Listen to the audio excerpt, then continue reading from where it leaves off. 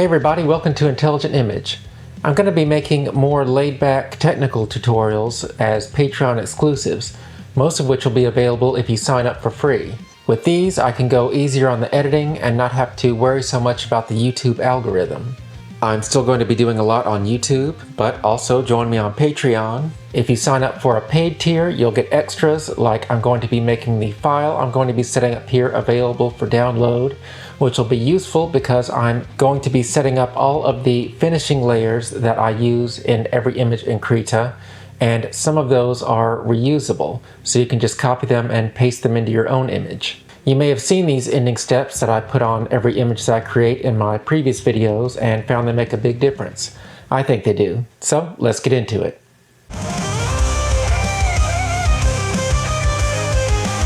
Alright, I've got my finished image here that I've created the same way I did in my Krita AI plus Pony Diffusion video. So I want to add the finishing touches to it. So the first thing I'm going to do is upscale this, again, just by increasing the image size. So right now it's at 1440 by 1852, and I'm just going to increase that maybe to, let's do 1640 by 2109. So just increasing the pixel dimensions. Click OK. And the first thing I want to do is, since we have a black character, well, not a black character, but a character wearing black against a dark background, I want to add more separation between the character and the background. And this is something I end up doing on almost every image, just to help the character stand out in the composition. So the way I'm going to do that is, this is actually the only thing I'm going to use the AI for. I'm going to go to the AI image generation, and I'm going to add a new control net by clicking this button. I'm going to change it to depth, and I'm going to click the extra menu options here, and I'm going to click this button that says From Image, and that's going to run our image here through the preprocessor and create a depth map for us based on this image. Okay, so there's our depth map, and what this has done is just tried to predict the depth of our image and indicated that with a grayscale. And as a byproduct of that, it has separated the character from the background. So I'm going to use this as a mask for making brightness and contrast changes between the character and the background. So we have this depth map as a layer here, and you can see it still has some gray within the silhouette of the character. And since we're going to be using this as a mask to separate the character from the background, we don't want this gray, we just want it to be almost completely black and white. So in order to do that, I'm going to go up to Filter and Adjust and Color Adjustment Curves, and I'm going to adjust the brightness and contrast of our depth map, and I'm doing that by clicking on this line that appears, and each time I click on this line it will add a new control point, and by dragging those around I can change the brightness and the contrast. So I'm going to need to make that pretty extreme and just play around with that until I get something I'm happy with. I've got this robot back here as a second subject. I could do like that. Okay, I'm gonna go with that. So now if I change the layer mode to multiply, it has separated my character from the background, and now the background is completely in black, and there's a few rough edges here because the depth map is not an extremely high resolution. I'm going to go to Filter and Blur and Gaussian Blur, and that will soften these edges that are showing up. They're somewhat pixelated. And I'm going to go in with a black airbrush and clean up some of these edges. The edits that we're going to be making using this depth map are pretty subtle, so a little bit that shows that doesn't apply around the edges isn't going to be a real big deal, but just going to clean this up a little bit. You can also go in with white, and since the layer is set to multiply, only dark sections are showing right now, and you can paint out part of the mask with white. Okay, that's probably good enough. So I'm going to use this mask to darken the background. So first thing I'm going to do is make a copy of it in case I want to use it multiple times. And I'll go ahead and hide that. So I'm right clicking and clicking duplicate layer. And now it's still set to multiply. I'm just going to lower the opacity. Maybe I can call this layer darken. So you can see that's darkening the background some, and our character's starting to stand out a little bit more. Next, I'm going to duplicate that layer, and I want to lower the contrast of the background also. So to do that, I'm going to change multiply, the layer mode from multiply to screen. And now you can see the white parts are showing through, but right now, since our character is masked in white, we're getting this white overlay on her. So we want to invert this image, our mask, and have this white overlay on the background. So to do that, I can go up to Filter, Adjust, Invert, or just hit Control-I on the keyboard. That will invert our mask. And now we have a white overlay on the background, which will effectively decrease the contrast. And if I lower the opacity on that, so that starts to give us a little bit of atmospheric perspective. It may not be completely realistic in this small of a space, but we're starting to get some separation between the character and the background. Now I also want to lower the saturation of the background as well, and that's going to be a little bit trickier because our mask is all one saturation, which is none. So if I put our mask up here and change it to saturation, you can see there's no saturation because it's a black and white image. If I want to use this mask to decrease the saturation of just the background, what I can do is change that back before I forget. I can add a new layer here by clicking the plus icon down here under the layers. And I'm going to fill this entire layer with white by hitting F on the keyboard to change the fill tool, filling it with white, changing this layer to saturation, and that's desaturated our entire image. I'm going to right click on our white layer, go to add transparency mask, and now I'm going to take our depth map mask here, go ahead and drag it up to the top. I'm going to hit Control A to select everything and Control C to copy it. So I've copied our depth map mask. Control Shift A to deselect, and all of these selection options are available under Select here in the menu. I'm going to hide that layer again, and now I'm going to select our transparency mask here on our saturation layer. Let me go ahead and name that so it doesn't get confusing. So select our transparency mask on our saturation layer, and I'm going to go to Edit and Paste into Active Layer.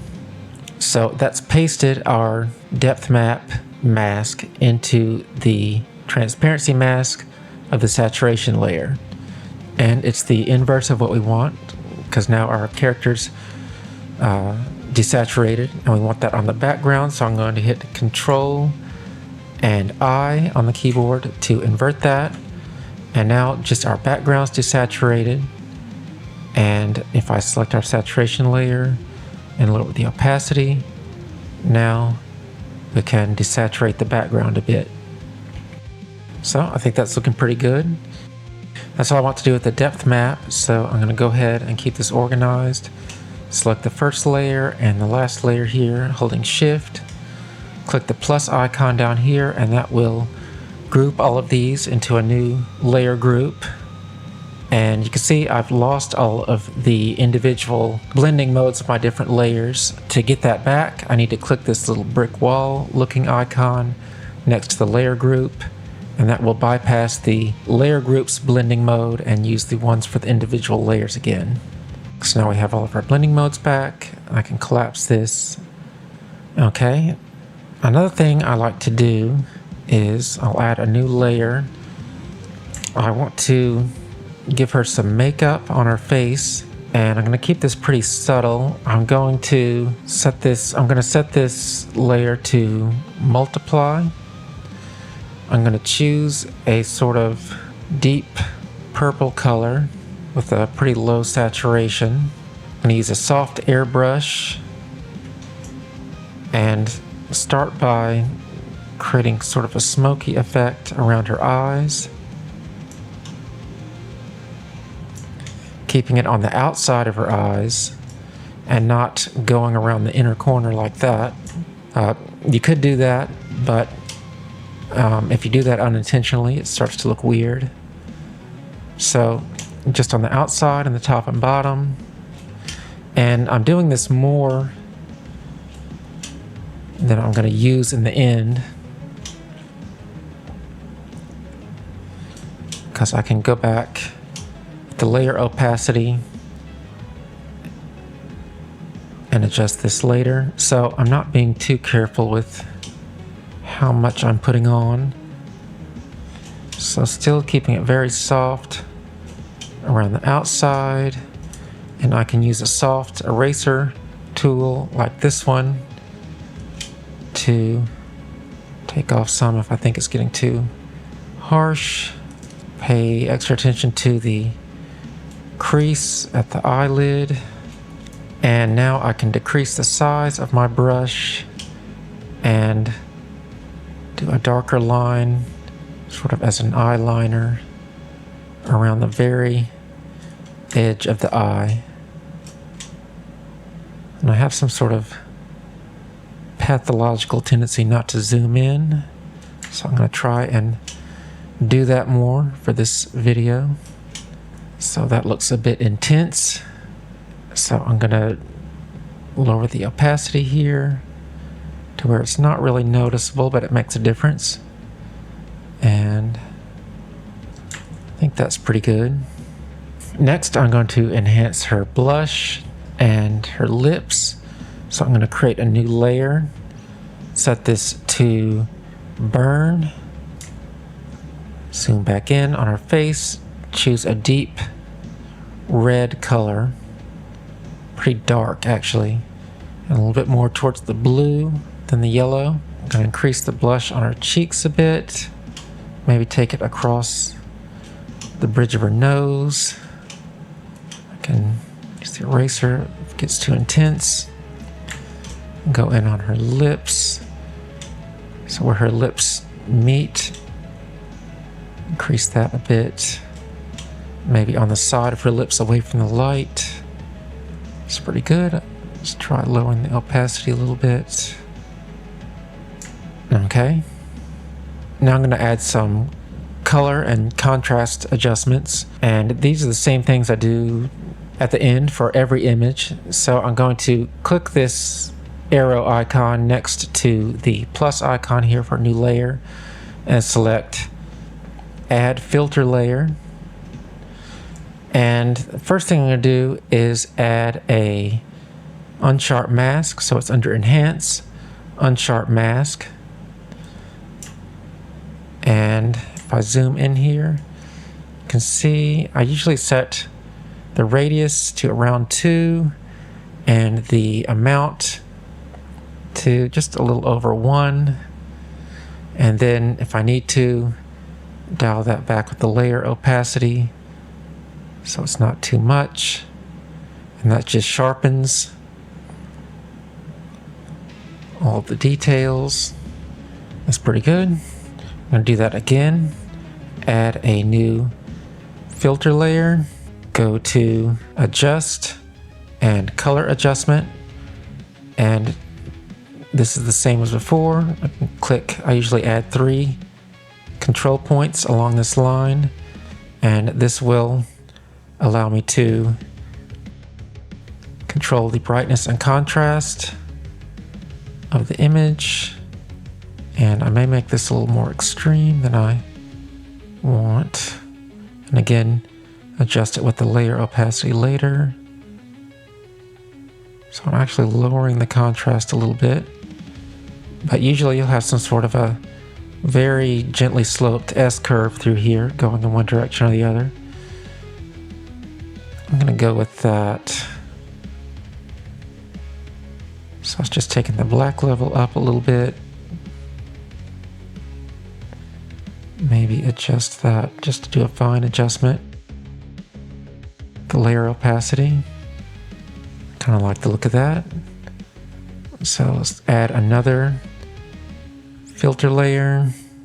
And I'm going to go to HSV adjustment. And this is hue saturation value, or hue saturation and lightness. And the main thing I look for here is the saturation. So if I adjust the saturation value, I think I like it right around there. So I'm increasing it just a little bit. You can hide a layer with this eyeball icon next to it and turn it off and on to compare your changes. So that's just barely noticeable. To edit one of the filter layers or a filter mask, you can click this icon right here, and that will bring up your options again. So maybe I'm going to increase the contrast just a little bit more here. This is why I usually will put it way past where I want it and then dial it back with the layer opacity, fine tune it that way. So I think that's pretty good. Last thing I'm going to do is, again, add a filter layer, go to color balance, and I'm going to do a split tone effect. So I'm going to make the shadows more of a blue, and I'm going to make the midtones and highlights more of a warmer color. So I'm just, for the shadows, I'm moving the sliders more towards the blue into the spectrum. And for the midtones, go in the opposite direction, more of a warmer tone. The same for the highlights. Okay, now let's pull that down with the layer opacity. So now I'm going to select all of these, hit our plus icon here to make them a new group, and select our brick wall icon here to get all of those effects back. And for the last touches, I'm going to add another layer here, and I'm going to select black as my color. Use a soft airbrush. I'm going to zoom out, make my brush very large, and I'm going to add a vignette around the edge just by airbrushing in around the edges, and this will help draw the eye in towards the center of the image and help define the focal point of the image a little bit more. So I'm just keeping this very soft around the outside edges and increasing the opacity. You can see the effect that has. And I also like to add a little bit of bloom to the light parts of my image. You can see that that's already happening in some places here. So bloom is when a white part of an image gets blown out and scattered within the lens of a camera. The white starts to bleed out around the edges of a highlight. So you can see that's already happening here. But I want to enhance that. So I'm going to create a new layer. I'm going to set that to luminosity shine. And if that's not here in favorites, I think it's actually not enabled by default. You might need to go down here into the different choices, and I think it's under lighten, and you can find luminosity, shine, put the check mark there. But I use this for several different effects, so I'm just gonna take a little bit of a warm yellow color, almost white, and just with a soft airbrush paint over these white highlights just to increase that bloom effect. And now the last thing I'm going to do is I like to give my images sort of a vintage anime look. So what I tend to do is I'm going to add a new filter layer, go to color adjustment, and I'm going to grab this farthest point up here and drag it down, and that will decrease the overall value of the white. All of the parts that are pure white are now being dragged down to where they're not pure white anymore. And I'm going to do the same for the blacks. So the blacks come up a little bit, and this gives it a little bit of a sort of a degraded VHS quality. Now for the last thing, I'm going to add a new paint layer. I'm going to fill it with black. I'm going to filter, other, random noise, and I'm going to click OK, and I'm going to set this to soft light, and that's added this noise effect, and I'll lower the opacity on that. Alright, so I'm pretty happy with that. I've collected all of our finishing layers here into this one layer group that I've called post-processing. So now if I hide that, you can see the before and after of everything that we did here. And most of these layers are going to be specific to this image based on the image size and of course the content of the image. But this one layer group here that I've called finishing, and I've put copy this one next to it.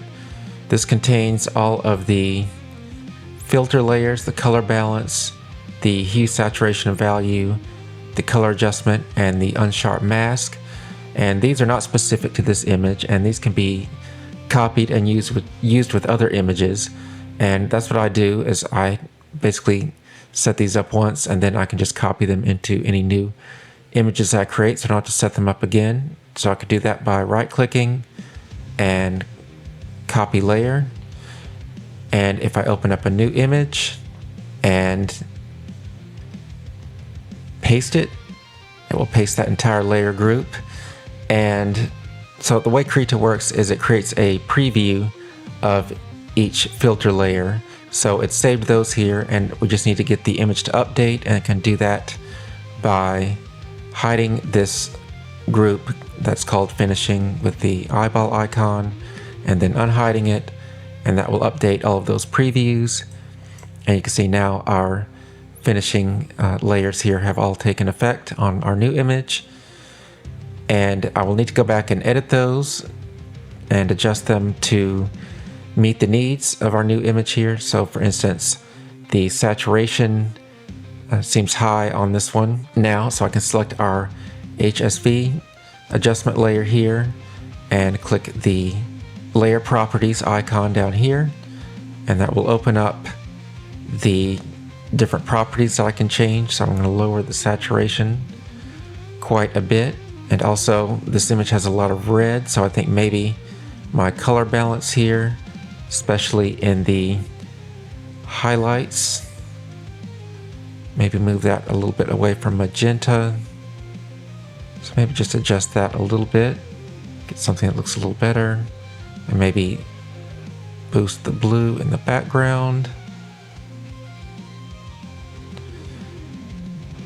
But there's a lot you can play around with there, but you'll have all of these layers already created, and you'll have the beginnings of having them set up. The unsharp mask will probably only need to be adjusted with the layer opacity here. But that's about everything. I hope this has been helpful.